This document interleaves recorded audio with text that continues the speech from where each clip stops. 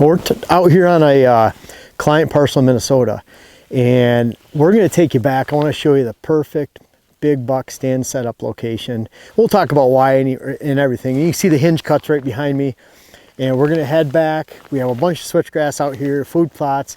We'll show this to you from the air. I'll try to draw it out, but let's go back down. I want to show you why that's going to be a great stand setup this fall. And I call it a 40% sit. I feel like the client, when he goes back there for the first time during a cold morning in late October, November, he's going to have a 40% chance at the biggest buck in the area, and I can't wait to show it to you. Well, we're back in here in the timber, and this is that spot for a perfect buck hunting location, tree stand setup. And this is one of those setups that I've hunted bucks out of and shot a lot of bucks over the years, over the decades, where you hang a stand and you know it's going to work for that perfect pre-rut rut time. Now that pre-rut rut time, what's nice about that is those bucks are moving 3 times longer in the morning hours than they are the afternoon hours. So the morning, by far, anywhere, is the best time to shoot a big buck. And I think a lot of times that has to do with temperature. You know, when it gets heated up during the middle of the day, unless you're in a high pressure state where guys are getting out of their stands and they're pushing deer when they get out and bumping deer, that might work around 12, 1. But we see a pretty good shutdown 12, 1 o'clock in the afternoon in this general area if you don't have a lot of pressure. That's on a client land in Minnesota. He's got big properties all around him. There's not a lot of pressure here. If at gun season, you can't just sit and wait for bucks or deer in general to be pushed to you because they have enough hiding places to go, and it's really not a lot of pressure in this location. But when the landowner comes into this location, I expect him to shoot a buck almost half the time he comes back here.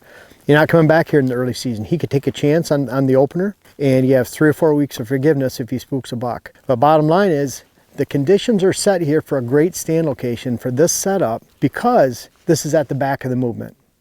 And what I mean by that is stand location here, and then it drops off very sharply through open timber behind the stand location. That is also his access. So he can access low. Now this wouldn't matter if it was a big flat woods and it's all open timber back here, or an open horse pasture, cow pasture, whatever it is. You're accessing through a non-deer area, and then you're coming into the stand location. What I love about this spot is that he comes here, this is the back end of the movement, because from here you have lines that are circling around this point. Because it's a flat portion of the point extending uphill, then he's hidden from deer that might be 50 yards to his right or 50 yards to his left around the corner, either side.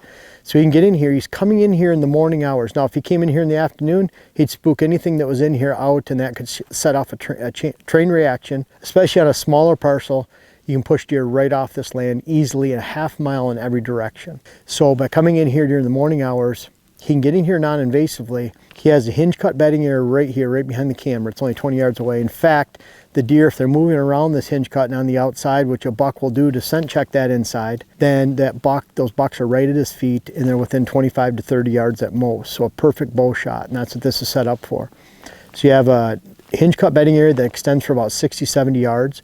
And then it goes up to the field edge, and then there's a big sea of switchgrass up there with diversity pockets. Those diversity pockets mean wildlife, and they mean buck bedding and doe bedding opportunity.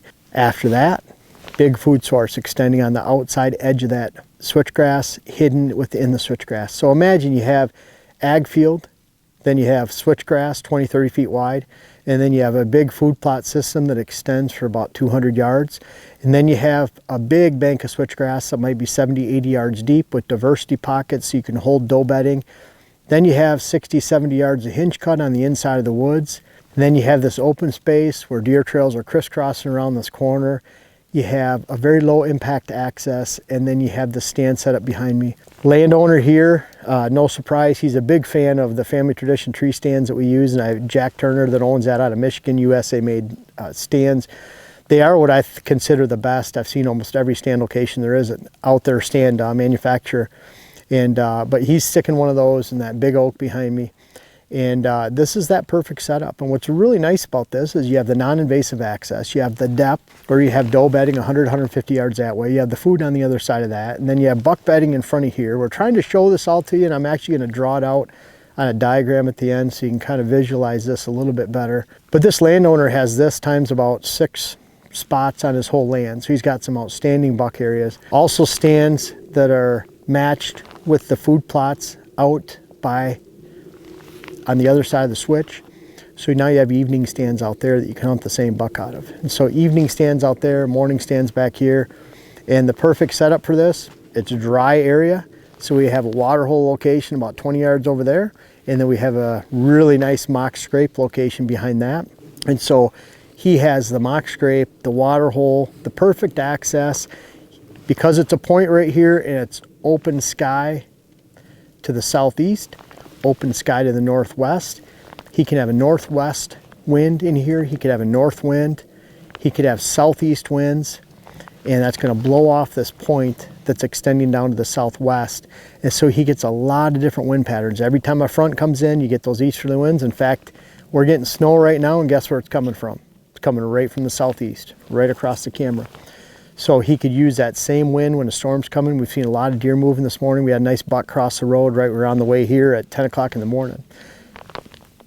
Northwest winds are the perfect cold front winds after that cold front comes through, but great morning stand, great wind selection, perfect access where the deer don't see them around either corner, mock scrape, water hole, big hinge cut bedding area, switchgrass with diversity pockets, then the food plot, and then switchgrass again. And it all adds together to equal a 40% sit where he can come in here and have a very good chance at whatever buck is in this area and utilizing. That buck's going to be a little gamey and a little ruddy the end of October, early November, and he'll be moving around this point, and I'm sure with a couple of his friends. And the landowner here has a great chance of seeing those bucks. This has happened to me times 25 for those morning setups where I go in and shoot a buck, especially a target buck I'm after in a certain location. And of course, this would be great for gun season, muzzleloader if he wants to use this. And this is one of those stands because everything's pinched down into such tight quarters, I'd probably bring my bow in here for gun season. I love gun hunting. I don't mind shooting with a gun or a muzzleloader off at a distance like I did this last year with a muzzleloader. But at the same time, I love shooting with a bow and taking my Matthews out here. And that's what I've been doing since '92, shooting Matthews. But I love shooting my bows. Diane shoots crossbow. The kids shoot a crossbow sometimes. She's switching over to vertical bow. But this setup is good for either, like a lot of setups back in these timber areas. And all these ingredients add up to a really hot spot for buck movement, for daytime buck movement. And again, if this ag field extended right to the edge up there, just 70 yards away, this doesn't happen. Because then those does are bedding in this location right here. The road is right here down at the bottom. And if the road's right down here at the bottom, there's no room left for mature bucks on the landowner's property here because they're pinched off and thrown to the side and too far back, and they get onto the neighbor's land. And then because it's open down there and then there's open timber, then where do those bucks even bed? So in this location, we're shifting all that daytime movement and daytime bedding all the way out 125 yards out in the field behind the switchgrass. And so we're extending the effective range and depth of this buck bedding by 125 yards. We're filling in those pieces so we can compact the movement, and that places this buck stand location right here in this setup in the perfect window. And I can't wait to hear about it from the landowner this year. He's going to love it, and we're going to let him set it up with his buddy this year, and I'll get some pictures shown my way. And I can't wait to start seeing the trail cam photos from this location too. But better yet, I can't wait to see my client behind a buck. Within the next 2 years, it's a guaranteed spot. He'll be shooting this. This is the perfect buck stand setup, and I hope you enjoy it in the description of this setup, and I hope you can find it on your land for this fall. A good buck tree stand setup really doesn't take shape, to me, unless you have that food source, doe bedding, more bedding within the woods. You're really getting and establishing that depth to where you can come in from a backside into that movement where you can find that daylight movement for bucks. And the setup that we showed you out in the field is great for that because, again, you have this area right here from front to back. And in this case, we have ag out here.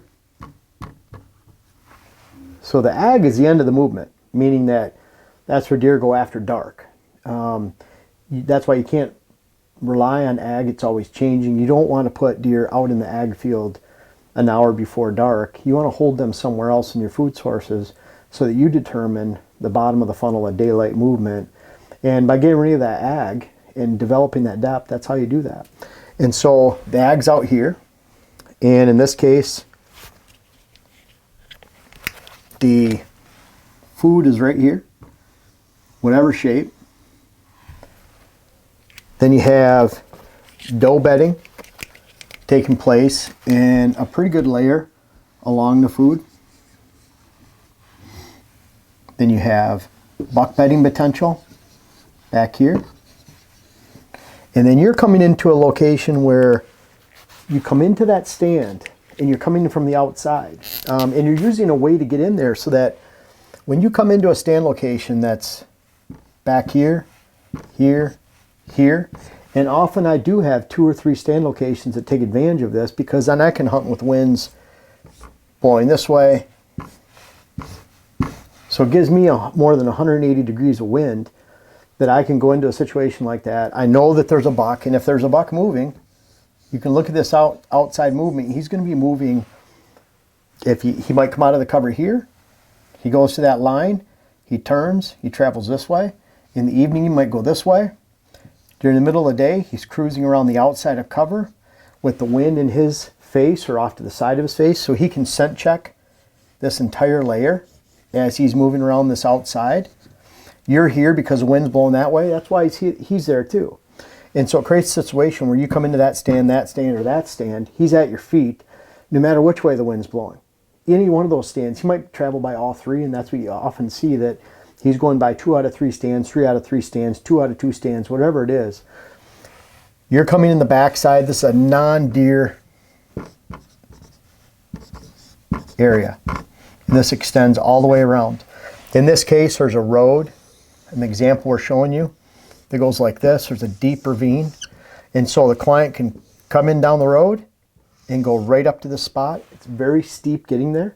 It could be that you have open timber, could be that you have open pasture, horse pasture, but that's what makes this stand so beautiful. And it could be there's one over there, one over there. But bottom line is, you're going on the back side of the movement. Most people, it's crazy, but it happens all the time. They're coming through here in the morning to hunt back here. Destroy your land. So if this is a setup and it's only on 30 acres or 20 acres, your entire property is done after just one movement like that going in. It doesn't matter if it's a rut or not. A lot of people think, well, I'm going to go in there, it's a rut. If bucks are moving all around, it doesn't really matter. It matters, folks. It matters on your second sit, 2 weeks from now, 4 weeks from now. You don't want to burn out your property early. So you're coming to this back location right here, coming to the back side of the movement in a typical area, typical mixed ag area. You're going to see that the distance from food to where a buck really likes to cruise during the daylight is going to be somewhere from 200 to 400 yards back. That really depends on the lay of the land, what kind of quality improvements you have. Obviously, you want this to all be cover from front to back. If it's not, then there's going to be a hole in movement, and you don't want to go through that during daylight, so it's going to sandwich them back into the cover areas before dark or after dark. And you want to make sure that they feel free to move back and forth over this whole area. I love coming to the back side of the movement right here. You have the wind to your advantage, you have your approach, that you really shouldn't be seeing deer till an hour after daylight, 2 hours, and that's the wheelhouse of when I'm shooting my bucks, anywhere from 1 to 3 hours after first light. I've used this setup to kill at least 25 bucks in the morning, and I'll use it many years hopefully to come, because this is a number one. I call those 40% sits, because when you save that stand till the end of October, early November, during that pre-rut or rut, and you go in there and you know there's a mature buck back there, you have a 40% chance of shooting them, maybe 50%. And I've seen that time and time again, and that's how you do that. Now in this case, the landowner we're talking about, he has 6 or 7 of those locations because he has 300 acres to work with.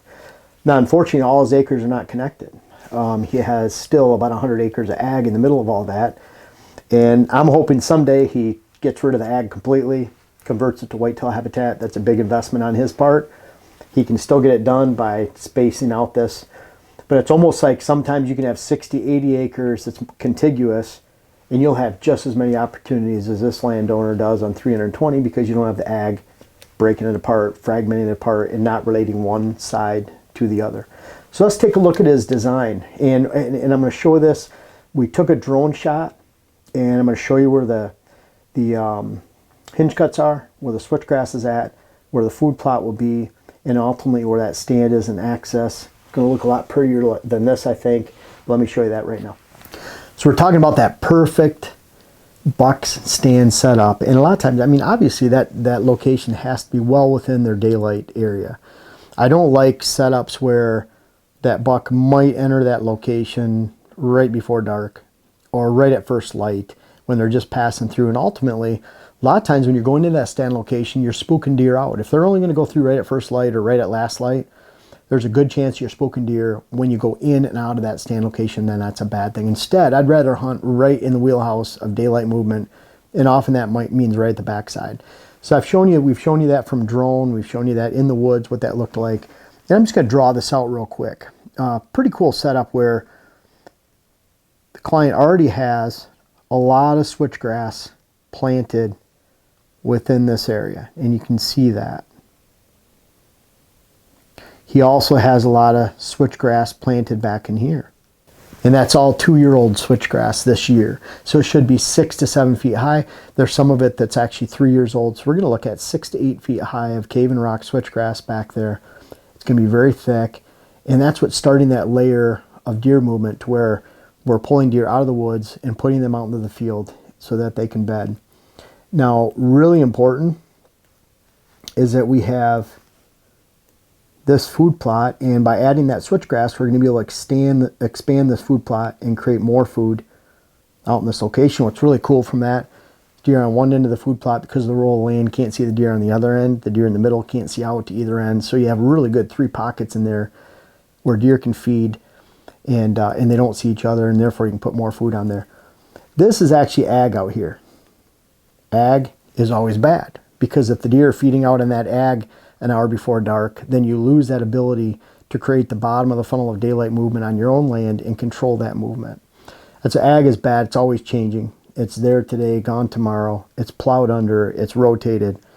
It's never consistent. So therefore, your land can't be consistent if you're relying on ag. I wish this client, he has about 100 acres of ag and 200 acres to work with that we've pulled out, and including woods, where he can actually work on and manipulate the habitat.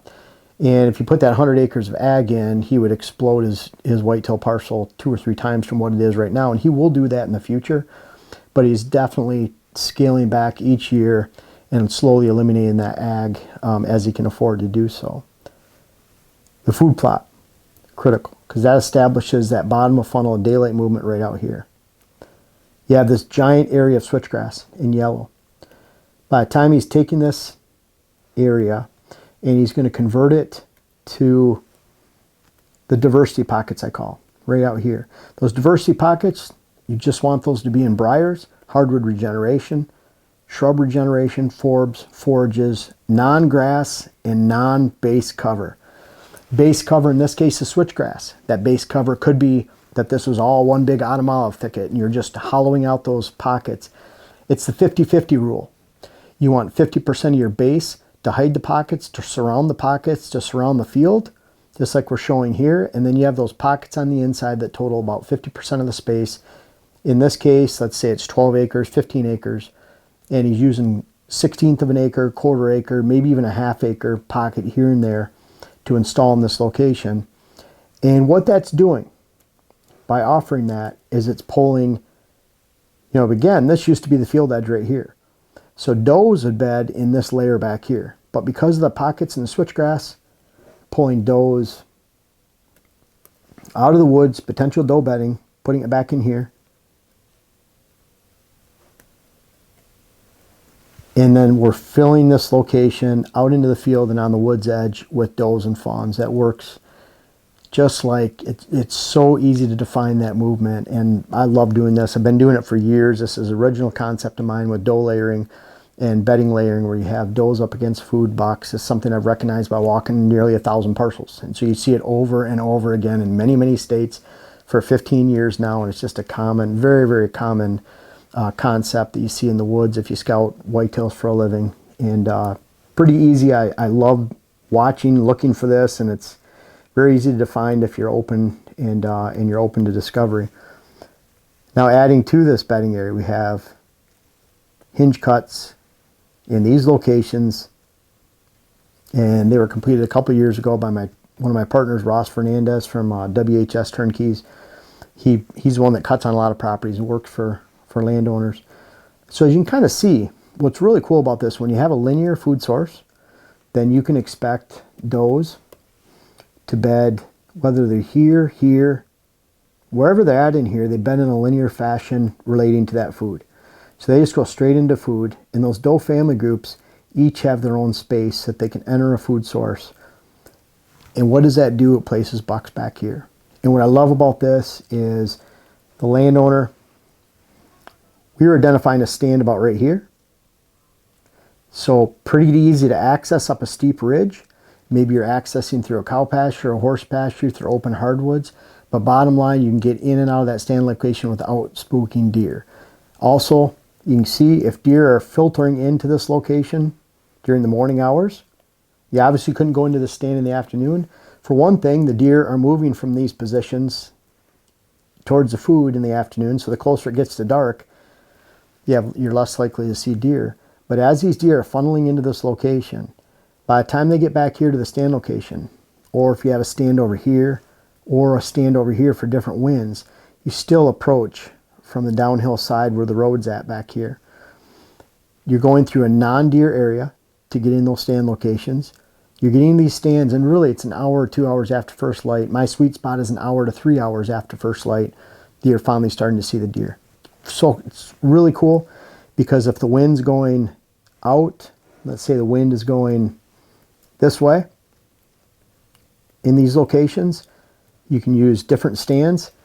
But bottom line, that buck, as he's circling back around this area, that buck is cruising the downwind edge of all these cover locations, because he can scent check on the inside as those winds are blowing out to him, and then you're right there in that stand location. So you have them, if your winds are blowing this way, you hunt that stand this way, that way. So you have many different stand locations, but they all complement each other. It's the same buck movement. And I call those 40% sits. Again, you go back to a location like that, you saved it till the end of October, early November during the rut, and those are money stands. It's a 40% sit. It's a 50% sit opportunity on the buck that you want, the target buck you want. These bucks are not moving back here in those locations unless you've first created this layer right here of food, then you've created this layer of doe bedding right here. You've increased that doe bedding, you have buck bedding back here, and then you're hunting the back side of the movement, which is right back here in this location. You have that depth. I find that depth in most areas in mixed ag land is 200 to 300 acres. In big woods, that can be up to a half mile. And when you get into the big ag areas of northern Ohio, southern Michigan, southern Wisconsin, northern Illinois, northern Indiana, then that movement could be just 100 to 200 yards, because deer used to be compartmentalized and confined to small locations. From this stand all the way out to that food source is right around 200 to 250 yards. And then you have that roll of the land mixed in. And what's really cool is when you come into the stand location, you can't be seen by deer this way or that way. You really have about a 40-yard window right through here that you can access into this stand right up this flat, and it crests around that way and this way.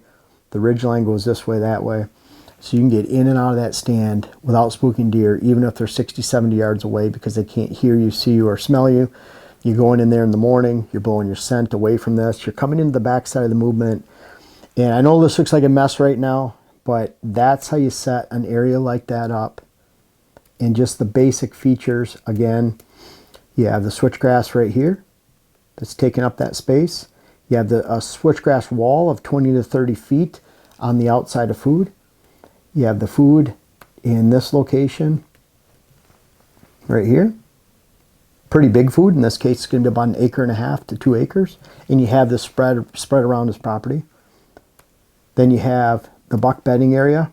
And after you have that buck bedding area in the back, then you have the perfect combination and depth to actually experience mature bucks and heavily defined use where you can go into any of those stand locations. And what's really cool, those are the morning stand locations, but then you have those great evening stand locations out towards the field. And in those are great evening spots. A lot of times I'll even sit, if I have a big buck back there and it's late October, I might sit in one of those morning stand locations, and then I'll flip all the way around and go hunt an evening spot, and I get 2 high value sits where I'm not wasting a sit all the way back there in a great morning spot that diminishes in value the closer it gets to dark. So try that depth. I hope this makes sense. we're trying to offer a lot more of drone footage and in the field and diagram work so that you can understand these setups, because these are money setups, folks. They've been used for decades. I've used them for decades. A lot of these concepts have originated. Anything I talk about, any of these strategies are what I came up with. I don't read or I don't watch videos much, but I enjoy this stuff. I hope it is translated to you, because most importantly, I want to see you have success this fall. I want to hear about it, and good luck. This is a lot of fun stuff. I hope it makes sense, and if you can set your land up this way, you will find success, and this is how you do it, especially when it comes to identifying great big buck setups for this fall.